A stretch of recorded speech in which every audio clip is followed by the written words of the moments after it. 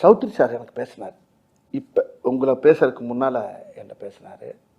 இந்த படத்துடைய producer super good Choudhary sir பேசினார். வடிவேல் படத்தை பார்த்தேன், பயங்கர சந்தோஷமாக இருக்கேன் நான். ஆனால் என்ன சௌத்ரி சார் என்ன ஆமாம் வடிவில் 98வது படம் அது. எனக்கு ரொம்ப ரொம்ப ரொம்ப ரொம்ப ஹாப்பியாக இருக்கேன் ஐயா நான். ஆமாம், நல்லா பண்ணியிருக்கேன் பகுத்து, எல்லாமே நல்லா பண்ணியிருக்கீங்க.